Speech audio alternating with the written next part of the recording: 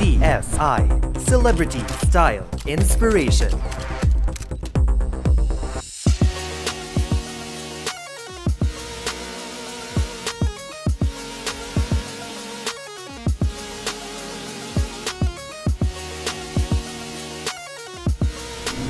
Magandang gabi Pilipinas at sa lahat ng nanonood sa buong mundo. This is CSI Celebrity Style Inspiration. The Manila Times entertainment and lifestyle pages come to life on the Manila Times digital TV. We are on the 12th episode of our show and ibig sabihin, one more episode na lang po, makakabuo na tayo ng isang buong season. Salamat po sa inyong pagtutok and we hope that you continue to make us a weekly habit every Wednesday evening. As our regular fare, let's take a look at this week's winners and downers. Winner ang pagbubukas ng malalaking pelikulang Pilipino kahapon, November 6, na pinangunahan ng Nook nila Aga Mulak at Alice Dixon, pati na rin ng Cara X Jagger, ang first mainstream movie ni na Jasmine Curtis Smith at Ruru Madrid. Let's hear a little bit from the leads, Aga and Jasmine here. So I was just so excited. And it was nice because nung nag-shoot kami, tama nga, wala kaming issues. We were just filming, di ba? We were just shooting, trabaho kami, giving it our best, and wala kaming keme-keme, wala kaming hang-up. So, yeah. Aga working with the young Why? May kino-consider mo ba if ever with the right project? Yeah, of course. Of course. Wala naman akong pinipiling basta maganda yung pelikula. Like Leia and I have talked about this many times. And parang, if we're gonna do a movie, we have to make sure na, yung pelikulang yun is magandang storya talaga. Because if not, we'll just keep it at that. We'll just stay yung iwan na lang namin yung ginawa namin ko rin pelikula. Yeah. Tsaka people are smart nowadays. They don't watch movies na just, they don't waste their money. So I think this will give them some bang for their buck. Cara is the girl who cannot forget. So meron siyang condition na hypertension siya. But more than that, it's a story of paano niya matutulungan si Jagger. Kasi break na sila and matagal na silang hiwalay. At tuwing nakikita niya si Jagger, pakiramdam niya parang kahapon nang nangyari ang lahat. So, hirap si Cara na tulungan si Jagger, pero pinipilit niya pa rin kasi nga kahit paano, kahit na ayaw niya nang balikan sana yung mga alalang noon, meron pa rin kahit konting natira sa puso niya na si Jazz. Abangan niyo itong movie namin dahil hindi siya typical love story. Dahil, sabi ko nga, I'm a huge fan of romantic movies, rom-coms, lahat-lahat ng klaseng romantic movies. Sobrang fan ako niyan. Pero ngayon lang ako nakabasa ng ganitong klaseng script na sobrang ganda na possible pala mangyari yun. Ang dapat niyong abangan sa Cara X Jagger is yun na rin, yung tandem namin ni Ruru. Pero more than that, kasi hindi naman kami ang totoong star, yung kwento yung totoong star ng pelikulang ko. So for me, ang dapat nilang abangan sa kwento is paano kinaya ni Cara at Jagger na lagpasan yung pagiging mag-ex at balikan ang kanilang friendship. Maybe balikan ang pagmamahalan or maybe balikan yung pagkakawala. So, yun ang for me, yung paano nila nagawa yun at na-overcome yun. At hindi lang yun. Marami ring millennials sa makaka-relate dito. I mean, hindi lang millennials. Lahat ng klaseng tao na nasa isang relationship. Dahil matuturuan sila or matutulungan sila dahil ipapakita namin dito na dapat pairalin natin ang forgiveness sa buhay natin. And ayun yung number one na aral siguro na maituturo nitong pelikula. Other shows to look forward to this month are Lovie Poe and Joem Bascon's new movie, The Annulment, on November 13, Sinta Itu Bata, the Indonesian remake of box office hit Kita Kita, the Nia Colors reunion concert on November 16, and of course, the national event, the SEA Games 2019, which the country will be hosting beginning November 30. And since it's the first episode of CSI for November, we'll skip the downers this week para happy and lucky ang opening of the month. Stay tuned at magbabalik po ang CSI. Sa pinsiyensya ba? Sisiw yan! Kilalanin natin ang mga batang genyo sa 2 oras nilang tagisan ng dunong at galing. Samahan natin silang tuklasin ang mga sagot upang madagdagan pang lalo ang ating kaalaman. Brain Olympics, dito lang sa The Manila Times TV. You're still watching CSI and ngayon po, tutungo na tayo sa ating Certified CSI Reports. Isa pa, your first up this week. Po. And parang medyo going young naman tayo, mga kabataan sa showbiz naman ang ating i-report. So what is your Certified CSI Report for the week? For the week, ma'am, ang Certified CSI report ko po is about young love. Certified Young Love.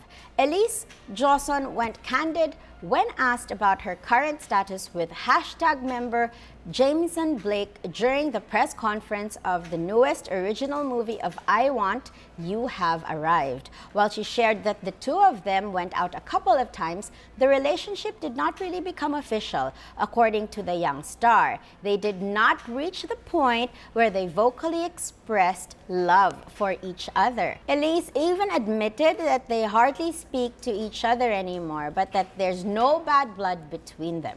Elise and Jameson were first rumored to be going out earlier this year. Jameson, who is in the same group as McCoy de Leon, happens to be Elise's ex. For those who don't know, si Jameson po ay nasa parehong group ni McCoy de Leon, who happens to be Elise's ex. Bakit nga ba nahinto ang relationship ni Elise and Jameson from happening? Pakinggan po natin sa Certified CSI Report ni Iza Iglesias.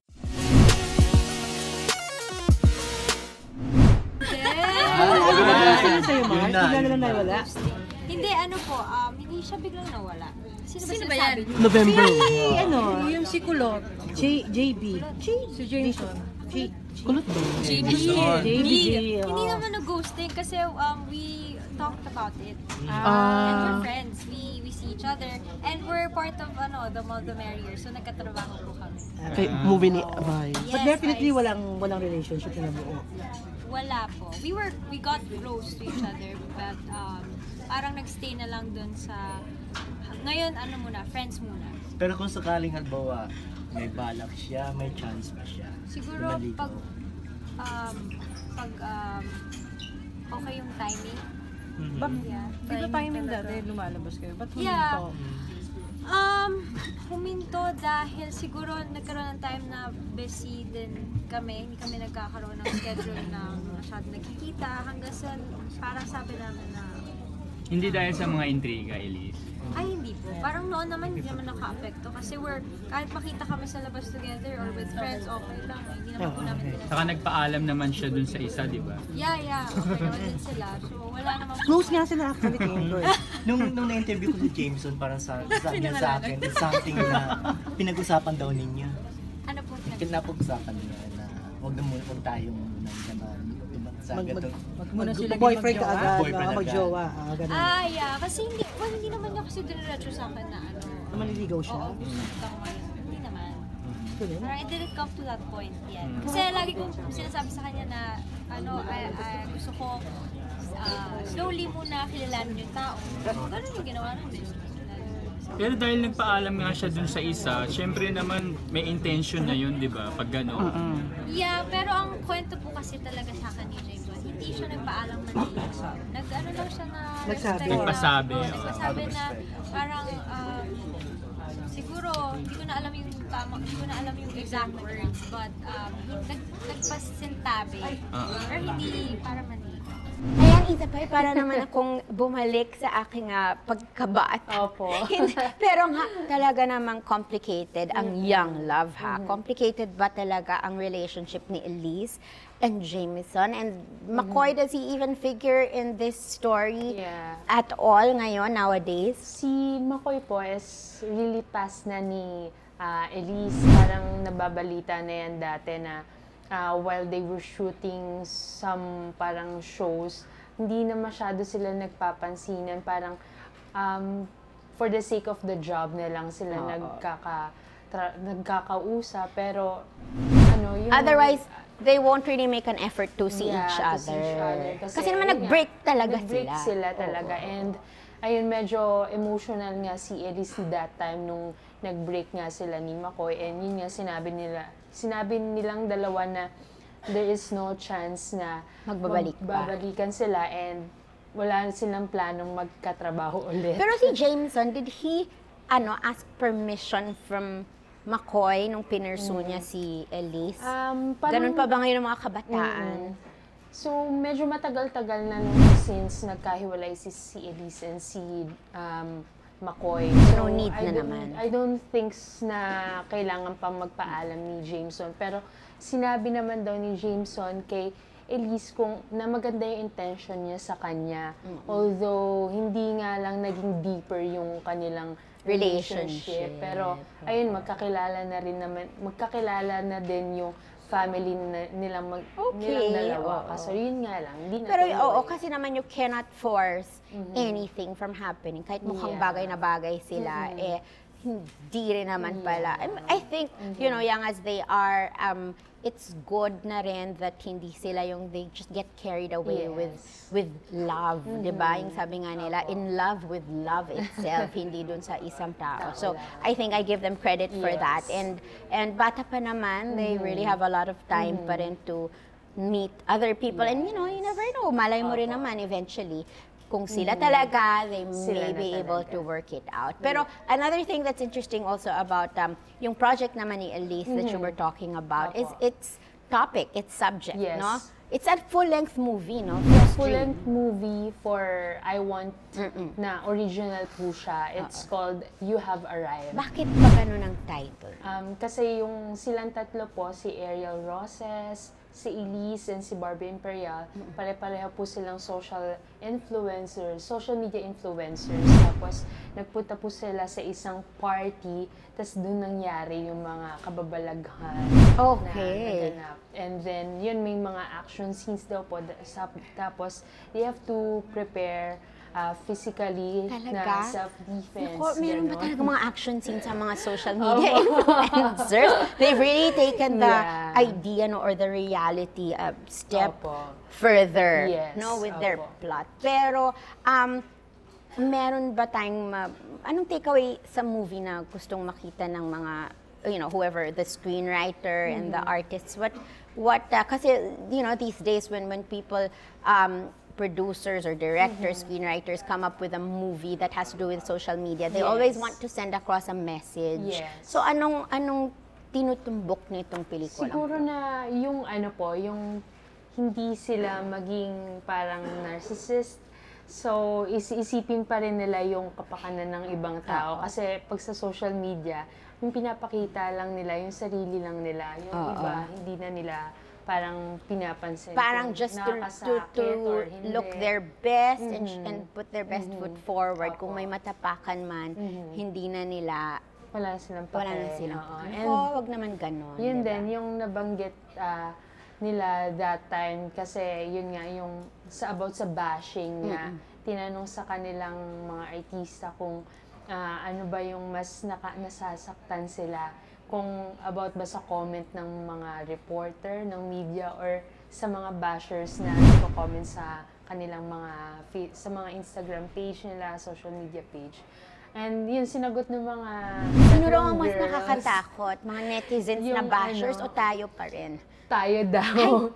Yung mga reporters and mga writers, kasi sila yung laging nakakasama ng mga artista, sila yung personal na nakakakilala sa mga tao. And pag may masakit na sinasabi or sinusulat yung mga reporter about sa kanila, dun sila mas nasasaktan. Kasi, and also, mas may, siguro, what the artistas think is that there's more of a chance na paniniwalaan nung nakabasa yung sinasabi nila. Kesa sa basher lang that could just like, kung ayaw lang nila, they'll say anything, di ba? So, talagang nag-iiba na po ang landscape ng mundo, ng media, no? How yung fame ng isang tao nabubuo, di ba? Or na-affect. So, it's an interesting interesting na pelikula. You know, it would be very interesting to watch and learn kung ano talaga yung message na gusto nilang ibigay. I Want up until now is free? Is free Am pa I rin correct? po. Oo, So, masi-stream nila yung You Have Arrived. This time, kung gusto already, nilang it's puntahan up. yung app, Oo. So, ayan po, at least hanggang ngayon, free streaming pa rin po ang I Want. So, before maging hindi free, let's try to take a look at all of the original materials, original movies and series na ginagawa dyan ng mother company pa rin naman nila is ABS-CBN. So, well, Elise, we hope na hindi ka ma-confuse sa iyong mga many admirers and good luck on your movie. Thank you, Isa Pai, for your report. We'll be back on CSI. The new era of Philippine TV has arrived, and we are here to lead the way. Here to deliver unbiased news. Here to spark fearless conversations. Here to redefine intelligence. Here to spread hope. Here to get your adrenaline pumping. Here to give you an inside look. Here to pay tribute to legends. And here to let your genius shine. At the end of the day, we're not just here to inform. Not just here to entertain. We're here to uplift the Filipino spirit.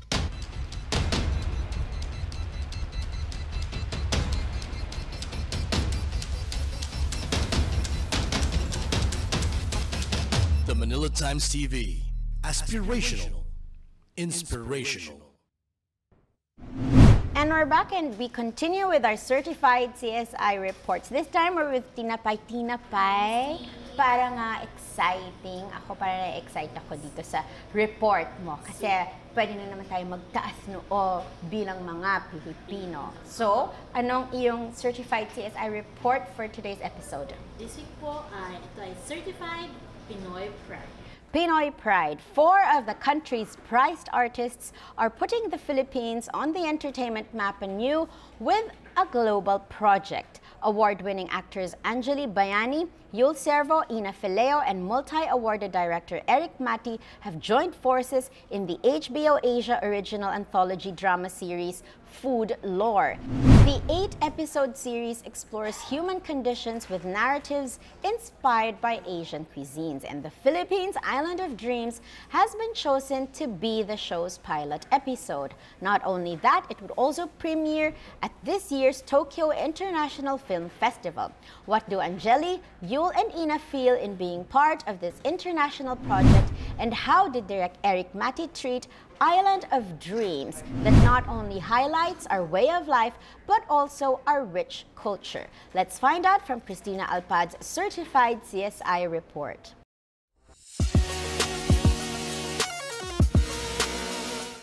Well, it sounds, funny, but it's like a dream come true. You know, you grow up watching shows on HBO, and you don't really think that you're gonna end up being on that channel, and it's crazy surreal. So I'm really happy and I'm really honored, especially since I'm working with these guys.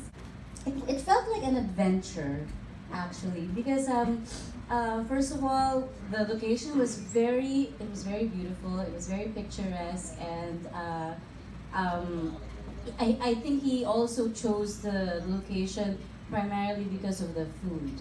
So, just being there, it was like an immersion as well. Isang malaking karangalan ng makatrabaho si Direk Eric Mati. Alam naman natin isa sa pinakamahusay na director at kakaiba itong project na ito mo HBO.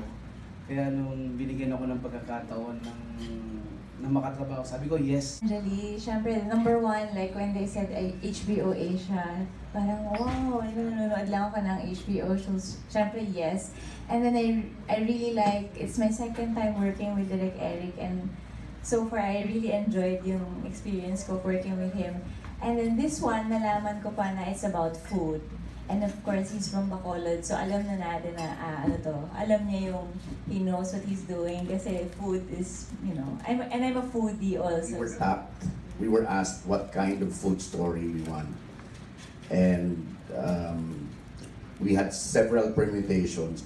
But a lot is riding on a food story with Filipinos kasi we're the most un-Asian in the Asian region. I mean, we're more Spanish, we're more Latin American rather than Asian. So those are the things that we took into consideration. The first questions we asked when we were writing the script was, what do we want to know about the Philippines that the international audience would also be excited to know about? And for one, I said we have to include a fiesta. That's one. Number two, it's how food brings together communities, di ba? With ours kasi it's a communal thing, di ba? Parang we are like the Spanish who, when we start eating, we take hours just talking on the table, and we're not like the Japanese where it's more ritualistic, where ang dami nilang atin family style. The food is family style, everyone digs in, and it's the conversations on the table that really matters. So those are things that we considered. And the next one was, what's the most identifiable Filipino story that we can have? So we chose the diaspora of the Filipinos. With this one, she just came from Manila, but eventually she's gonna end up in Hong Kong in the story. So we felt that that would be universal enough, but it's something that also Filipinos would relate to.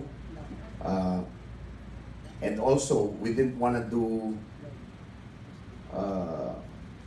We want a very aspirational Filipino food movie. Aspirational, where it will inspire people to know our food a little more and to see what kind of celebratory life we can also have. Na hindi lang naman tayo tukha lagi.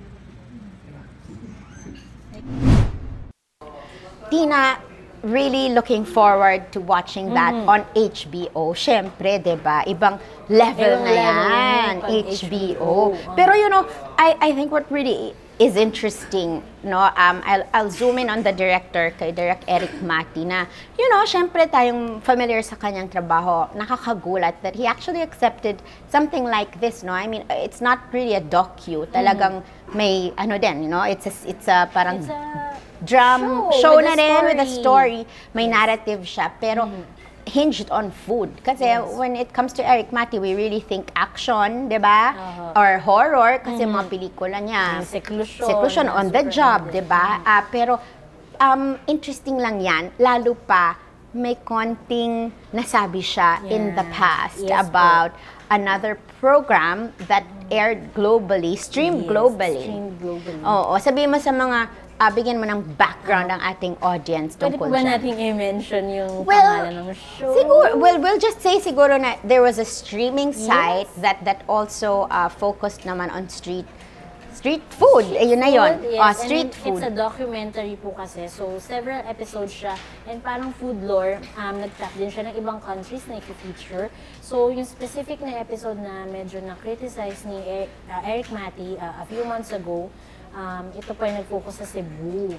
Pero kasi sabi niya, he felt that hindi too well-researched at yung mga food na pinakita nila does not represent the culture there. So more of parang naging, ito na yung mga nagsanga-sanga nila, parang poverty porn kasi pinroject yung food as a means of survival. Hindi katulad dun sa ibang countries na talagang china-champion nila yung food na celebration. So, yun yung na-feel niya noon. So, syempre, hindi na iwasan during the press conference na itanong ng slight yung tungkol sa issue na yun. And he was very humble na nag-apologize siya. It was very rude of him daw. To have said that. Well, syempre, because now he's putting out a project of his own that also has to spotlight ang pagkain Pilipino rin, di ba? So, siguro, well, ito, I mean, the thing is, whatever, I think what he said naman, in a way, if that's everybody's opinion is valid, di ba? Ako siguro, ang naisip lang dyan ni Direk Eric, yun nga, kasi di ba, tungkol naman to sa pagkain. Bakit naman hinighlight na naman yung poverty sa bansa? Because, totoo nga naman, napakarami rin talagang mga movies and projects about the Philippines that go all around the world, and usually ang pinipick up yung tungkol sa kahirapan natin, whereas marami rin naman tayong pwedeng ipagmalaki na na maganda naman dito, at in the case of food, Lord, na masarap. Na masarap. Oo, tsaka talaga namang part of our culture ang pagkain, di ba? Yes po. Oo, lalo na pa iba't iba ang mga regions natin, and really one cuisine differs from the other kahit papano, di ba? May mga similarities, pero may pagkakaiba pa rin. So, ano ang language that is used in this episode is Filipino po. So, talagang everything is naka-subtitle. Subtitle. Oo. Tapos ang maganda doon kasi po, parang hindi siya nag-focus sa isang region lang. Yun yung in-emphasize niya na parang may representation lahat. Kahit specific yung lugar na binanggit dun sa pelikula. Dun sa episode. Oh, so, very quickly lang, of course, we mentioned the three artists. Yul, si Angeli, and then si Ina Fileo. Anong mga roles nila dyan? Very quickly lang. Kasi si Angeli, asawa siya ni Yul Servo. So, galing siya ng probinsya, pumunta siya ng Maynila to work as a house help. Tapos, yung food, dun kasi siya, kumbaga yun yung specialty niya sa probinsya. So, pagdating ng Maynila, yun yung naging trabaho niya sa bahay. Pero at the same time, tinry niyang matutunan kung paano yung tamang cooking. So, parang kontra siya nung ano ba yung pagluluto sa probinsya at sa Maynila. Maynila. Na medyo mas sophisticated. So, nag-elevate yung kanya. Oo. Pero, still, the cuisine that she's familiar with. Pero yung techniques lang. Oh, interesting Oo, ang ganda. Very good concept. And, supportahan po natin, diba? And I think, despite what Direk Eric had said before, I think, ano lang niya yun, sentiment lang naman niya, and you can understand din naman where he's coming from. Pero this one, diba, mas marami pa kayang taong may cable, marami pa rin naman po.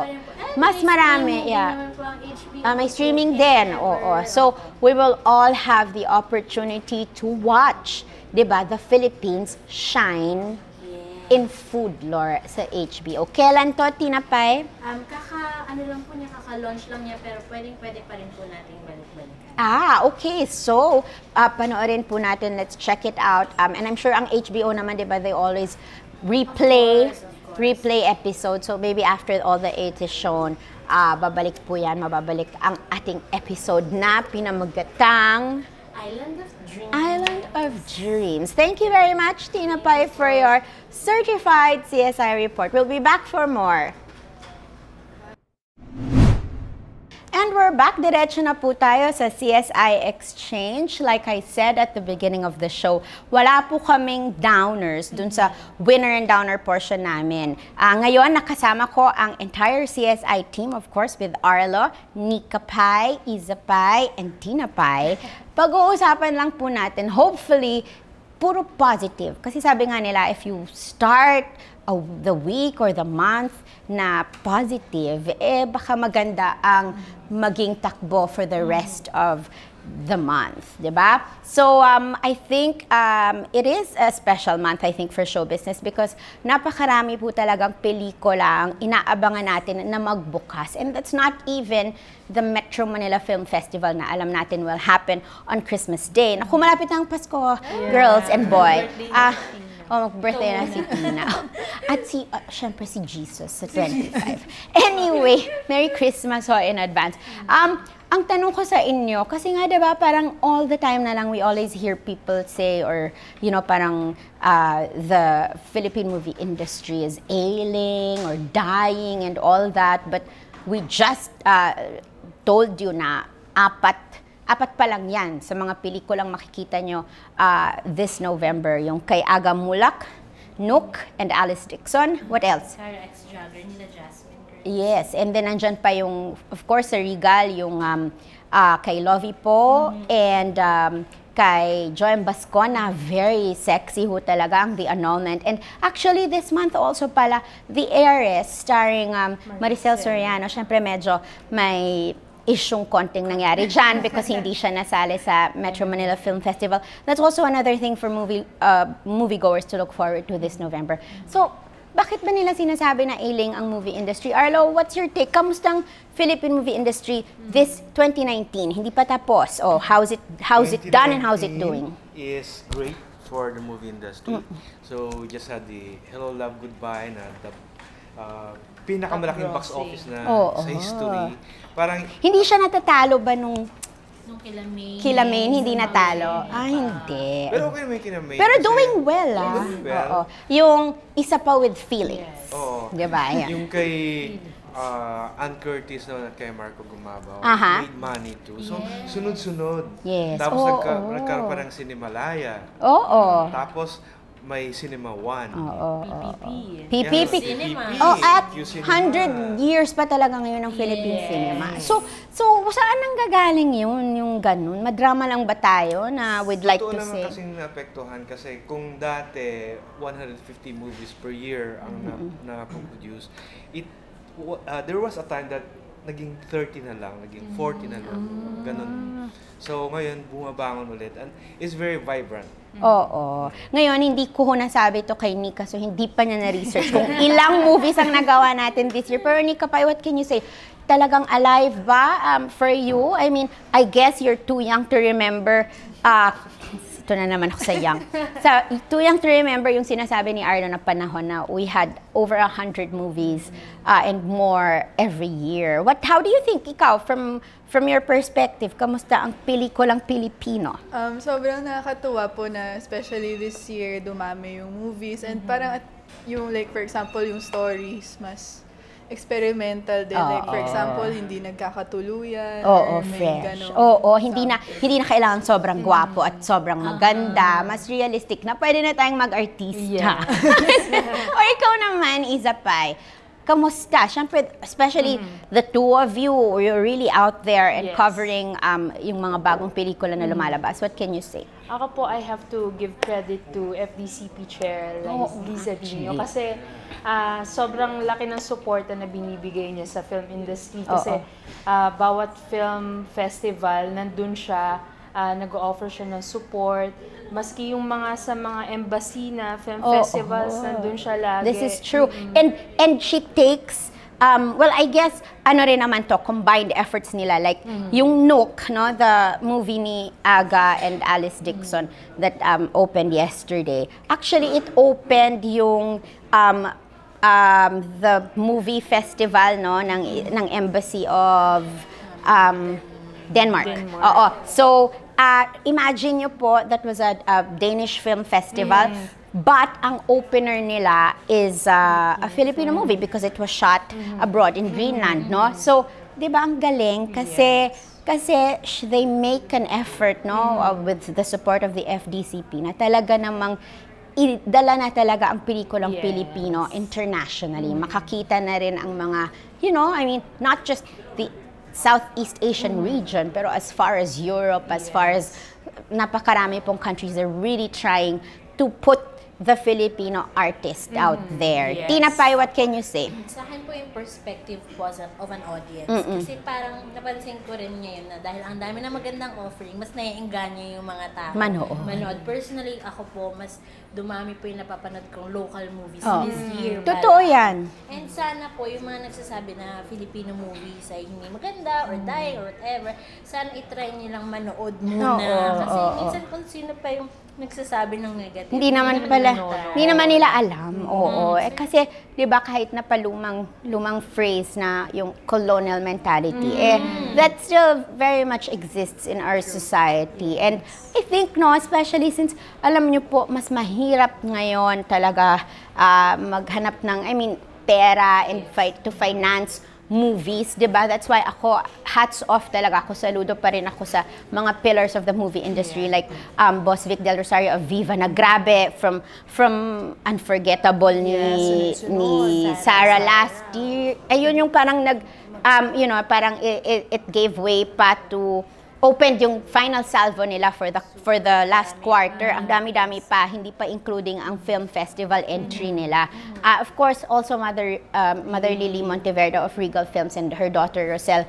Talagang they could stop already because, they're established na rin naman, but, they can't because ang kanila na lang talaga yung passion nila and yung pagmamahal nila sa industriya ng pelikulang Pilipino. So they keep ongoing talaga. Diyan din ang Star Cinema. Of course, Star Cinema naman, but fairly compared to Motherly and Boss Vic, medyo mas bago, 'di ba? Pero yan naman kasi talaga, I think ang strength naman ng Star Cinema is, of course, yung pool nila of artistas in ABS-CBN. Na ngayon naman, 'di ba? Nagko-crossover na rin ng mga tiga-GM. So interesting yung taon, 'di ba?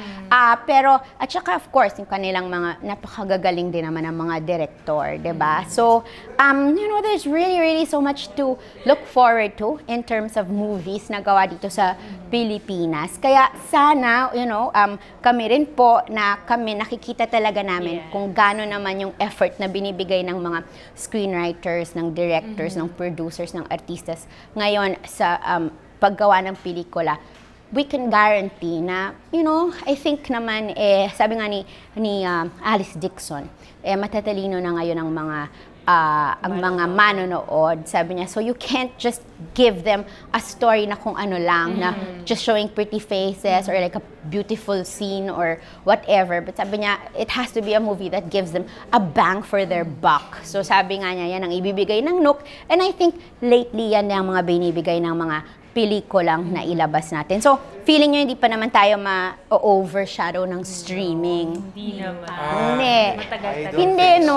Oo, matagal pa. Pa rin yung experience na nasa theater. Ako rin. Sabay-sabay kayong tumawa. At ang sarap ng popcorn na nasa bucket, diba?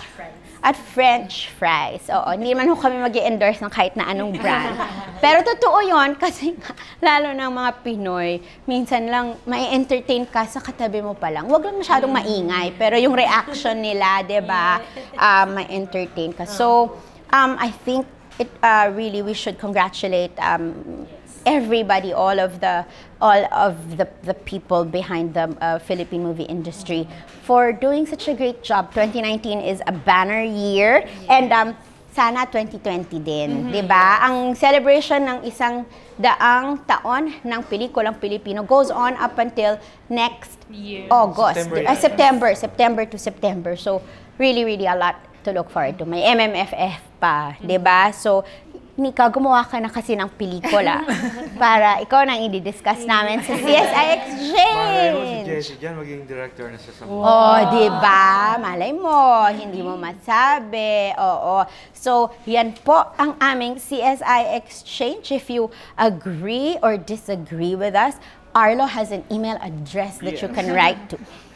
csitmttv@gmail.com. Okay, yan lang po for CSI Exchange. Thank you, everybody. CSI will be right back. Okay, so we've come to the end of our ika-isang dosenang episode. Sabi nga nung script na sinulat ni Arlo for us today, isa na lang po, naka-isang season na ang CSI. Kaya excited na po kami for episode 13. So we leave you for now, but we promise you, of course, a more jam-packed episode next week. So we hope that you continue to make CSI a Wednesday early evening habit. And para po sa mga past episodes namin, Tinapay, saan sila pwede manood? Visit lang po kayo sa aming Facebook page, CSI on the Manila Times. And saan naman tayo? ManilaTimesTV.com. Of course. And Nikapay, kung gusto nilang basahin ang oldest newspaper in the Philippines and in Asia, they just need to log on to manilatimes.net. Ayan. Ayun na yung www kasi minsan ho nakakabulol. Yeah. Tama naman. And of course, si Arlo gave you our email address. Siya po ang magsasagot sa inyo dyan. Mabilis ho siyang sumagot. Mas mabilis pa sa call center. Okay. So, yan po ang aming 12th episode. Thank you very much and click us again next week here on CSI. Thank you and bye! Bye.